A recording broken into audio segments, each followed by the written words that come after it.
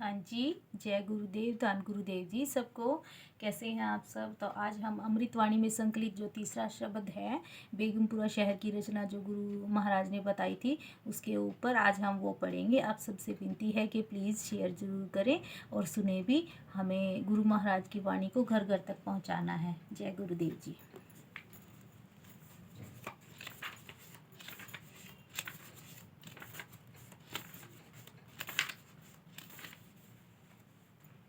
शुरू करते हैं जी।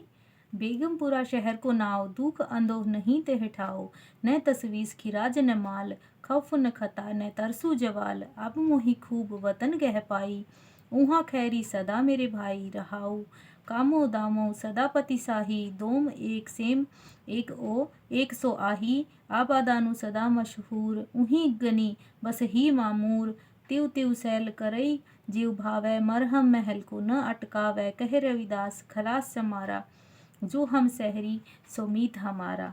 सद्गुरु रविदास जी महाराज मानवता का उपदेश देते हुए ये कहते हैं कि जीव को प्रभु का सिमरन कर सभी तरह के बंधनों से मुक्त होकर प्रभु के निज घर बेगमपुरा शहर का वासी बन जाता है। इसी तरह विश्व मानवता के लिए एकता, समानता, भाईचारा स्थापित करने के लिए विश्व में बेगमपुरा वतन की स्थापना पर बल दिया गया है। यहाँ पर हर जीव रंग भेद, ऊंच नीच, पराधीनता, गुलाम प्रथा और सभी तरह के सांसारिक बंधनों से मुक्त होकर एकता का आनंद उठा सकता है। बेगमपुरा वतन में हर प्राणी को सामाजिक समानता, सांस्कृतिक, आध्यात्मिक और मानवीय अधिकार प्राप्त हैं। सद्गुरु रविदास जी फरमाते हैं कि समस्त मानवता के लिए कल्याणकारी लोकतांत्रिक समाजवाद की नींव रखी जाए। ऐसी व्यवस्था में संसार में होने से सब समस्याओं का समाधान हो सकता है। संयुक्त राष्ट्र संघ की टोरंटो में हुए एक सम्मेलन में ऐलान किया गया है कि विश्व सरकार के संविधान का आधार श्री गुरु ग्रंथ साहिब होगा और उसकी प्रस्तावना प्रियम्बल में सद्गुरु रविदास जी के शब्द बेगमपुरा पर आधारित होगी। इसी तरह मानवता के मसीहा डॉक्टर B.R. अम्बेडकर ने भी भारत के संविधान की नींव और प्रस्तावना और संविधान की रूपरेखा का सृजन भी सद्गुरु रविदास जी महाराज जी के शब्द बेगमपुरा के आधार पर किया है। बेगमपुरा शहर को नाव दुख अंदोह नहीं ते हिठाओ। सद्गुरु जी फरमाते हैं कि जिस शहर में मैं रहता हूँ उस शहर का नाम बेगमपुरा है और सब तरह के गम से मुक्त है। उस शहर में दुख और चिंता के लिए कोई स्थान नहीं है। ना तसवीस खिराज न माल, खौफू न खता न तरसू जवाल। बेगमपुरा शहर में न तो कोई चिंता है, न घबराहट है, न प्रभु के नाम का व्यापार करने के बदले में कोई टैक्स देना पड़ता है। उस बेगमपुरा के वासी डर, द्वेष, गुनाह, इच्छा, दया और कमी से मुक्त हैं और परमात्मा से अभेद है, यानी कि परमात्मा का ही एक रूप है। अब मोहि खूब वतन गह पाई, ऊहा खैरी सदा मेरे भाई रहाओ। हे भाई, मैंने प्रभु के बेगमपुरा शहर में उत्तम और अटल स्थान प्राप्त कर लिया है। इस शहर में सदैव सुख प्राप्त है। दूसरा अर्थ इसका ये भी है कि विश्व मानवतावादी वतन में हर जीव को वही स्थान प्राप्त होना चाहिए जहाँ उसको जीवन भर सुख प्राप्त हो।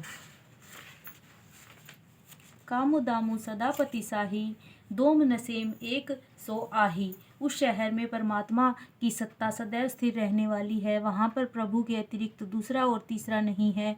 वहाँ केवल अकाल पुरख बादशाह की सत्ता और सदैव अटल रहने वाली है। आबादानु सदा मशहूर, उहाँ गनी बस ही मामूर। उस परमात्मा का बेगमपुरा शहर आध्यात्मिक जनसंख्या वाली रूहों से सदा आबाद है और प्रसिद्ध है।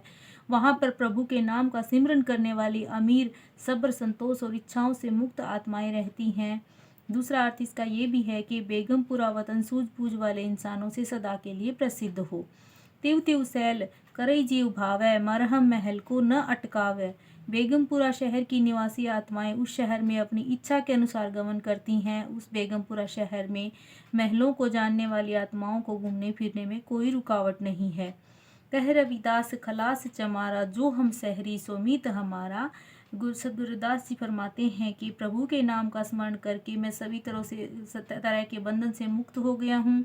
जो भी जीव इस बंधनों से मुक्त है वह शुद्ध है, वही मेरा मित्र है और मेरा हम शहरी है। दूसरा अर्थ इसका ये भी है कि सद्गुरु रविदास जी कहते हैं कि बेगमपुरा वतन में हर मनुष्य जाति पाति, छुआछूत, गुलाम प्रथा, दास प्रथा, पराधीनता से मुक्त होकर विश्व वतन के राज्य का नागरिक हो गया है और सभी नागरिक मित्रतापूर्ण रहते हैं। इस पावन शब्द में सद्गुरु रविदास जी ने समस्त विश्व के लिए एक ऐसी व्यापी व्यवस्था की नींव रखी जिसमें अटल सुख है। जय गुरुदेव जी। आप सबका दिन हो शुभ हो। आपसे विनती है कि आप सुने भी और शेयर भी ज़रूर करें। जय गुरुदेव। धन गुरुदेव जी सबको।